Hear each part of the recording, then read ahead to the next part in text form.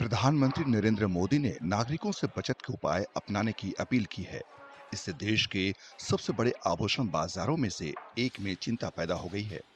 जयपुर के जौहरी बाजार के व्यापारियों का कहना है कि कीमती विदेशी मुद्रा भंडार को बचाने के लिए ईंधन की खपत कम करने और सोने की खरीदारी टालने की प्रधानमंत्री की अपील से रत्न और आभूषण क्षेत्र को भारी नुकसान पहुंच सकता है। उन्होंने चेतावनी दी कि अगर जनता इस अपील पर ध्यान देती है और सोने की खरीदारी कम कर देती है, तो इससे व्यापारियों को नुकसान हो सकता है और इस क्षेत्र में बड़ी संख्या में काम करने वाले कारीगरों को बेरोजगारी का सामना करना पड़ सकता है। अगर देश में ज्वेलरी इंडस्ट्री इस तरह से ठप हो जाएगी तो आप ये देखिए देश के कितने बड़े कारीगर बेरोजगार हो जाएंगे। सबसे बड़ी बात आप देखिए, और कारीगर बेरोजगार हो, कितनी बेरोजगारी बढ़ जाएगी, कितना करप्शन बढ़ जाएगा।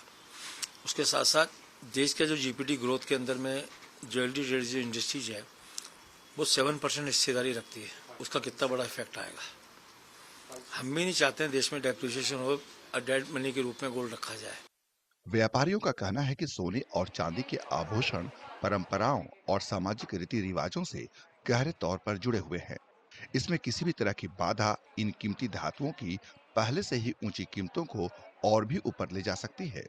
मेरा ये मानना है कि कुछ और रास्ते भी निकालने चाहिए ताकि लोगों को वो चीज़ प्रोवाइड होती रही, लोगों को यहाँ पे सोना चांदी मिलता रहे, क्योंकि हिंदुस्तान एक ऐसा देश है जहाँ पे सोना चांदी भावनाओं से जुड़ा और एक साल के अंदर लाखों शादियाँ होती है और सबको सोना चांदी चाहिए होगा। और अगर वो नहीं आता, इंपोर्ट नहीं करते, तो उसके दाम अननेसेसरी 10-20% बढ़ जाएंगे। तो मेरा यही मानना है कि लागू करो, लेकिन उसके अंदर कोई ना कोई ऐसा रास्ता निकालें कि जिससे लोगों को, एक आम आदमी को तो प्रोवाइड होता चला जाए। सोमवार को all India jewellers and gold Smith federation ने देश में सोने के व्यापार से जुड़े ढांचे में पूरी तरह से बदलाव करने की मांग की।